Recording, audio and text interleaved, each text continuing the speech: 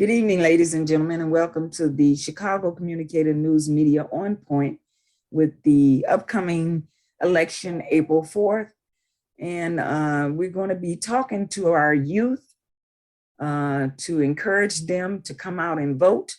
We have a young person on the line, and I'm going to have him introduce himself, and then we'll each go around, introduce ourselves, and tell people what we do, and we'll come back and talk about the upcoming April 4th election.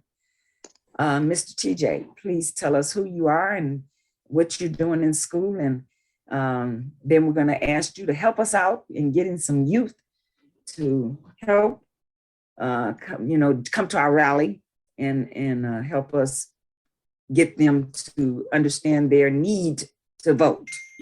Well, I'm TJ. I'm a high school senior, SGA president at King College Prep, as well as band president, band section leader, clarinet player, tenor sax player. And I intend to attend University of Arkansas Pine Bluff in the fall. Okay. Ooh, that's wonderful, wonderful, wonderful. And so we have Miss Levette on and Miss Sandra Campbell on. And so Levette, can you introduce yourself, and then Sandra do the same? Levette? Yes, can you hear me? Excuse me. Okay, yes, we can. All right. Levette Haynes. I'm part of CC News Media, as well as a lot of other things. But I'm Lemo. Levette's in my opinion. And just glad to be on the show and able to express some sentiment about the election. Okay. And Sandra, can you tell us who you are and what your role is today in whatever activity you're involved in, whatever activities you're involved in?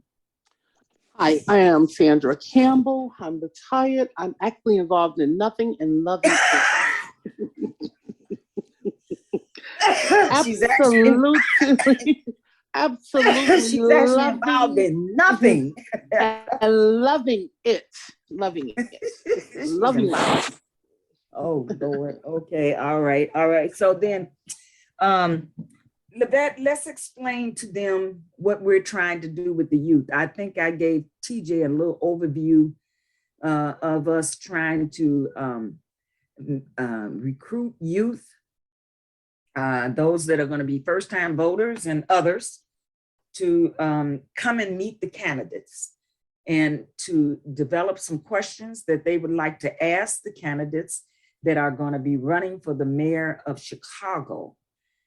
And so Sandra was telling me, Levette, that, the youth on the South Side are not likely to come to the West Side to any forum because of the, the safety issues. And there's two separate parts of the city. So maybe we should think about doing a forum at the Gold Dome and also doing a forum on the South Side.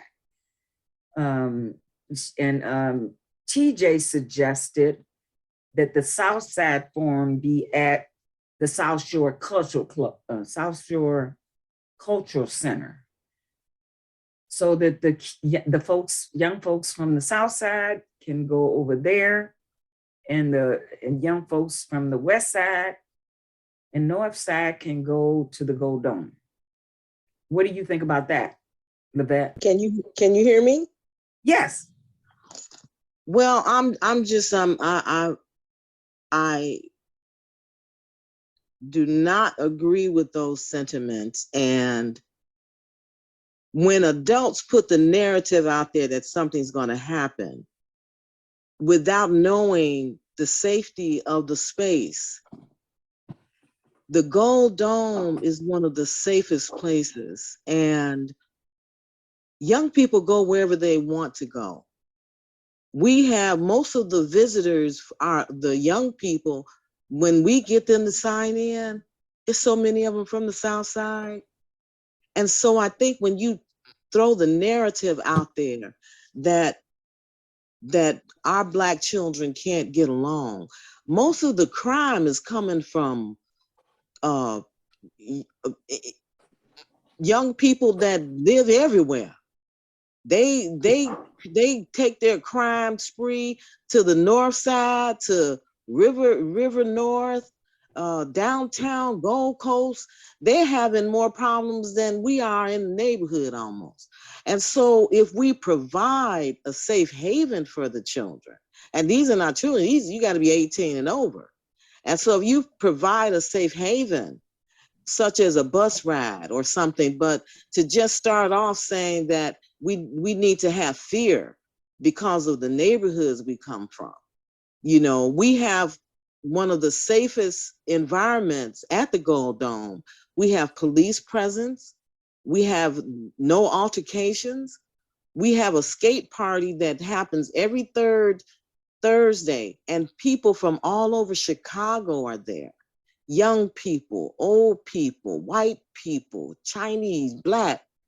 And so I think if we can just talk about having an event on the South Side, I would agree with that. But not that because we're on the West Side and youth on the West Side don't want to come to the South Side. I just think that that is something I don't experience, because when we provide the safe haven, and such as making sure that we have police presence, and we don't have that altercation. It was only one altercation in the 30 years that I've been at the Gold Dome, and that's when the internet came. And somehow the young fellow that was at a game said something to somebody, and they knew where he was at. And that was, and they, who knows where they came from. But in 30 years, that's the only thing that I've ever known to happen at the Gold Dome. So as I said, when we put the narrative, you know, there's just a sort of a sidebar, but there's a conversation about bringing spirituality from all sides of the city to a forum. And we need to really, just focus on how we can bridge that gap. If we do think that something is there that stops our young people from communicating from one side of the city to the other. So right. I agree that we should have two, and that's that. Okay. Sandra, you have your hand up, so you wanted to respond to what Lavette just said? Well, just for clarification purposes, no one said that they wouldn't be safe at the Dome. I really wish first of all, before we start talking about the young people having a conversation, we need to have conversations where we clearly understand what's being said to us and why it's being said to us. No one said it was not going to be safe at the Dome. What was said was they were reluctant and would not come. Some But of who them would said not that? come. No, no, Wait a no, minute, no, no. slow down. But who said Lavette, it? wait a minute, Who slow said down, it? Lavette. Lavette, I did not interrupt you. Okay. I did not. Slow down. What I said was they would be reluctant, and so would their parents, because of it being the West Side, and kids are more, stop. I live on the South Side. I deal with kids. I deal with everybody. I don't just deal with the Dome. I live on the North Side. I'm all on the Southwest side. I'm all in the suburbs. I hear what the people are saying. I'm out there with them. And again, what I said wasn't like what she did agree is to do two. But no one said that they would not come. My grandkids go north and everywhere else, but I don't expect everybody else's kid to do that. That's what I'm saying. But stop. And again, with we started talking about the large crowd. So you don't need to defend the Dome. No one is under. No one is but really, I'm defending the criticizing. West Side. I'm for But you don't because need guess to do what? that either. And then we don't need to go Statistics back show, and forth Sandra. about it. I'm You know what? not. I'm No, not. no, I'm you not. But I are. live on the West Side, right? Girl, so And it is what? more. The I live in data says that it's Chicago. more crime on the South Side. So come Girl, on, West you know Side what? kids might be You more know what? afraid to go to the I'm gonna, South Side. I'm Data gonna end the shows that there's conversation. more I'm gonna end the crime. conversation because that's not what was said to you. That's Well, not you why said it the was West said. Side. You That's said the not West. why They'd be Wanda reluctant. said that. You're not Okay, listening. well, the point is, first, You're not as a listening, and I No, don't but as care. you're not. I'm Okay, off. hold I'm on, through. TJ. Hold on. When you say that Southside kids I'm would be through. I'm reluctant, through. okay, I'm through. when you I'm said that through. South, well, be done and let me speak. If Southside kids are reluctant from coming to the West Side, why is that when the crime and the shootings and the killings are happening on the South Side? We should be talking about how we're going to make our communities safe, not telling young people that, or because if you are No saying it, one that's said one that thing. you need to have this conversation in a meeting that you do. This is not a radio show It's not, no, conversation. well, listen, So you know, that's the other you made part. the We're statement. gonna waste And the whole. I did not make that statement. That's what what I'm did you trying to say? say. You said That that was not youth, said okay, that way. okay, I you said said that young reluctant to people, come. Oh okay, my but you said God. because Oh of my why? God. Because you said it was on the West Side. You said that. I didn't say it. And so why do we have to even bring that negative when you're saying it? I What didn't was hear said, any young stop. people say that. All the sides were said. We did a comparison. She didn't tell you the whole conversation, and yet you have jumped the gun as But you usual. repeated it, Sandra. You Because repeated what it. she said, I Okay. repeated what she said. I'm like, well, God, you're not listening. I just need you to listen. to be more accurate, it doesn't it to be honest, the likelihood of youth going outside of their immediate community is very, very, very not likely as of yet. Now, I'm not saying it's not possible, but likelihood wise, is not very likely. So what you do anyway, and this is what you do for adults, elderly people, young people, whomever you're trying to appeal to, you'd go to multiple communities or multiple sides of town. So not to discredit what's going on at the Gold Dome, but you want to embrace the other side of town. So you go to the South Shore Cultural Center, and like you go somewhere north, you go somewhere a little further east. It's just for the And I sake of agree with that. embracing all I communities. agree with that. I agree with that 100%. But uh I wouldn't say that the youth I know, let me be more specific, to the youth I know or the ones that I'm surrounded by are typically trying to stay within their realm of their neighborhoods or surrounding neighborhoods. So going west or a certain distance west might be not feasible for them. And it has nothing to do with crime. It just has everything to do with who wants to go that far. But So okay, so listen to this, TJ. When we are presenting this, it could be a venue anywhere. We may not have enough time to do multiple events. But say, for instance, if we have the ability to use the Gold Dome as a facility that is going to be programmatic, whereas we're utilizing all the spaces within the building for teaching, for educating about this election. And there's someone that's performing there that you would like to see, not as a someone that can't travel outside of their community, but we're talking about youth from 18 to 24. Some 24-year-olds can drive. And so if someone sees that this is something they would love to attend, then it's open and available for them to. That same entertainment might not be able to travel, but this might be one in a lifetime chance to participate in an event that not only brings young people together, but it also allows them to have opportunities to experience some things that are cultivated and cultural. So if it's something that a parent can put you in the car and come to, if you're 18 and over, or if there's somewhere we could get a bus ride to this facility. So it might not be an opportunity to do more than one. It might have to be centrally located. We're talking about the Dome, but we're also talking about a facility like Malcolm X. So that's the conversation that I thought this was going to be, how we're going to make it happen. And so whoever is able to come to the Gold Dome, they may live on the West Side and may want to come. And so that's fine. If they don't want to come, they don't want to come. And so if we're able to make this happen at the South Shore Cultural Center, then let's do that as well. And so, and then sometimes we may have to think, where is the bus route? Where is the train?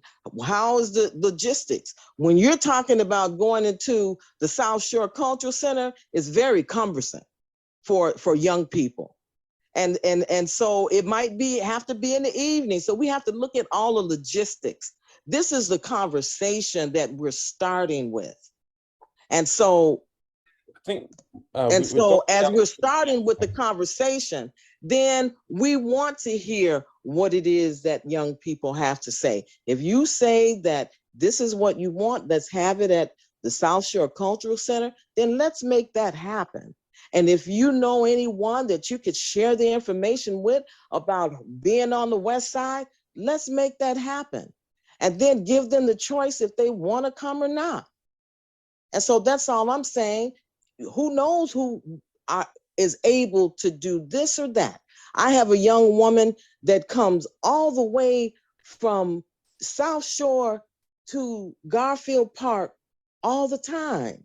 And so let's just tell the young people what's available. No one is making anyone attend or come out of their comfort zone.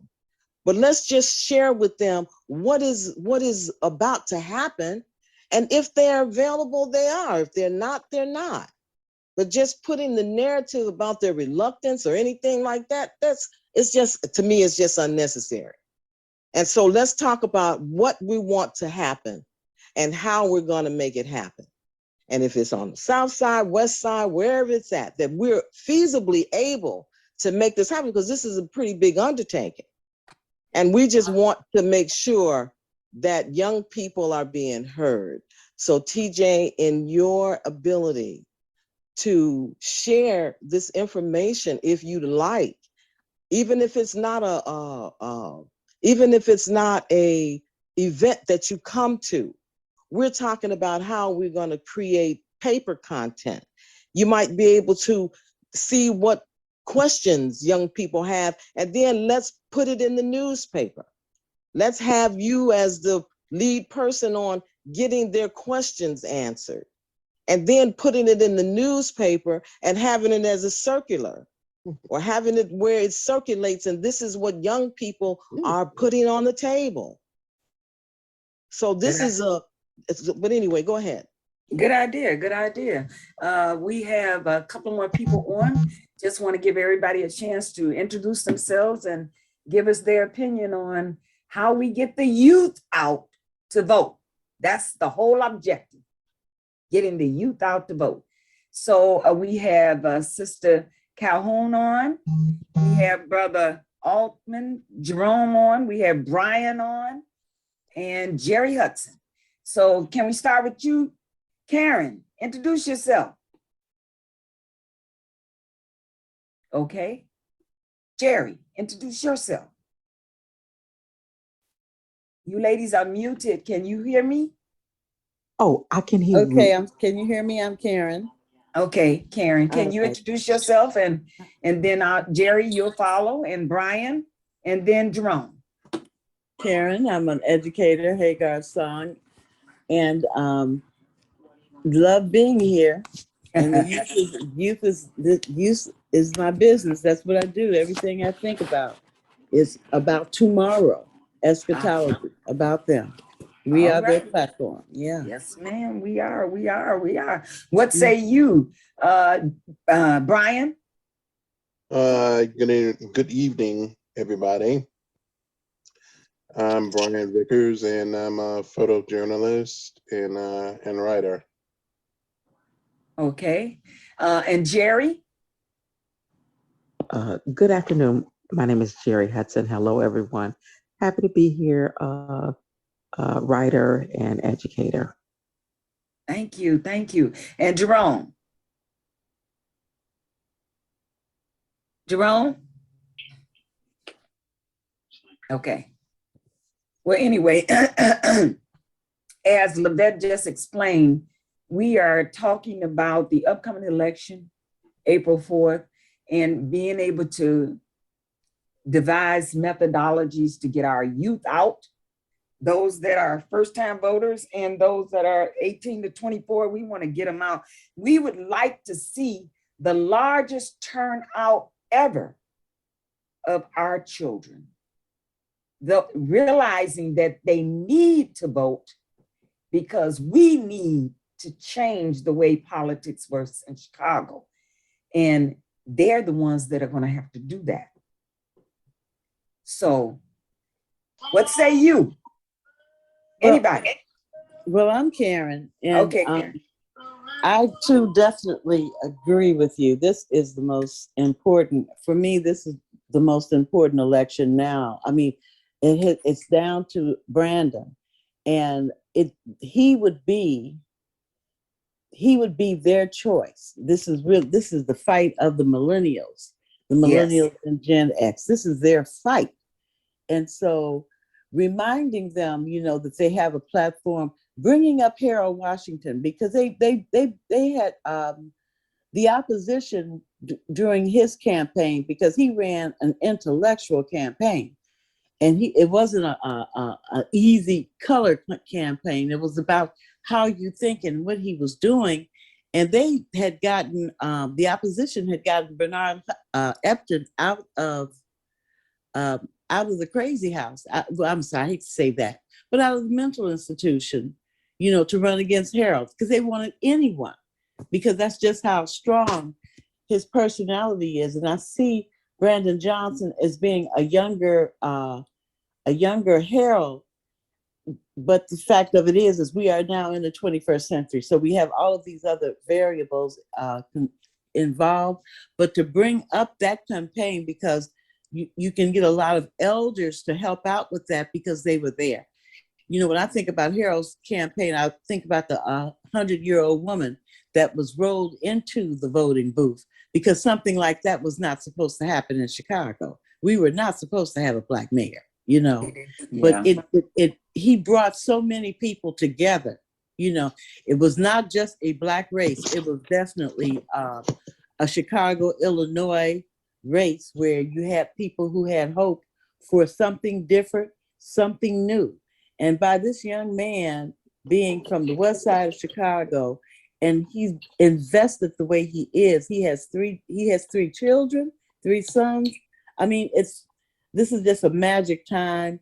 And talking like that with kids, not telling them what they should do, but just sharing, just the hope that we had, because we had hope.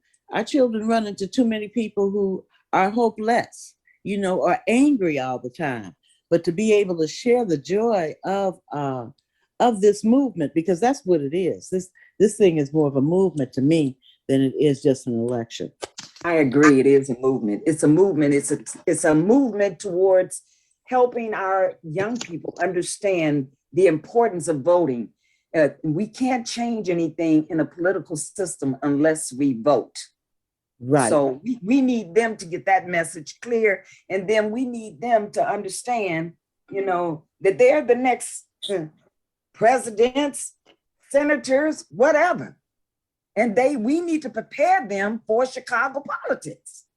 I want to say something about what Karen said. Karen, I'm at the Gold Dome, right? And most people don't know this, but Brandon Johnson brings his children to the music program every Saturday. and not with a fanfare, in the hood, you know, and he uses the city to grow his children, to bring them and to take that time. And it's like the sentiments of Barack Obama. When he met my granddaughter, she was 7 years old and she would perform poetry. And I wanted him to hear her. And when he got on one knee to look at her eye to eye, I knew that that was a special sentiment. And so for that reason, knowing that part of him, like you say, from the West Side, you know, and able to really reach out to everybody. So that's just what I want to share about his personal being. You know what? Thank you for saying that too, Livette, because personal, one of the things about the African American community, we are more personal than anything. And so we're social. And when you mentioned Barack Obama, you know, there's a man who was for years a member of, oh my God, his name is Mr. Bailey. Oh, Mr. Bailey from Mandel Church over there on Laverne. And no one knows this. All of the people who get Lahi, when Governor Thompson had gotten off the plane, he stood there for him to sign this thing. You know how it is when you're trying to get politicians to do things for you, and they're so busy, you know. But no one talks about this little man named Mr. Bailey. See, in bringing up those kind of stories, like Barack Obama getting on his knees, or you know, and Mr. Bailey was also telling people on the West Side about Barack Obama when Barack was just knocking on doors, you know. Or, you know, I remember him being in the church, and I'm sitting because I am a member of Trinity, sitting behind he and his family, and I'm thinking, because all I cared about is I wanted the kids on the West Side of Chicago to stop dying. That was my thing, and I'm sitting behind these people, and I'm thinking to myself, now, Lord, why am I sitting behind these people? Because all of us don't get involved in politics at the high level. We are the grunt workers. We are the people on the streets, you know? And so we need to talk about those experiences, because those people did come down to the streets with us. They weren't on high talking down at you, you know? They were walking with us, you know? And so, and if when we're talking about it like that with young people, and I tell you, excuse me, it works in a classroom, you know, because that's my domain as a classroom. You start talking about people, and they know that you've known them, you know, they see that personal in them, about how you felt about them or things like that. And we're not even talking about Brandon Johnson. We're just talking about politics in general. No one talks about them. We only talk about people when it's a big deal. It's got to be a major event. Everybody got to be an icon. No, it is the people who do the work right beside you. The people like you, you know, you've been doing this for how many years, Livette? I thought we were, you know, you were younger than me, and you've been doing this kind of work. So it's just, it's the everyday things, so the little things that we need to bring back, and not feel like we have to always give them what they want, because what a child wants is not what they need. It's just what they want. You know, it's like do what you have to do now so that you can do what you want to do later. And so I just want to sort of upgrade everyone on this show tonight, is really focused on bringing the youth to the conversation. And TJ is on here as a youth, a young person with a perspective. And so I would just like to know from him how we engage with young people and how we can help them with the messages or information that can be shared to them, and how they would receive it.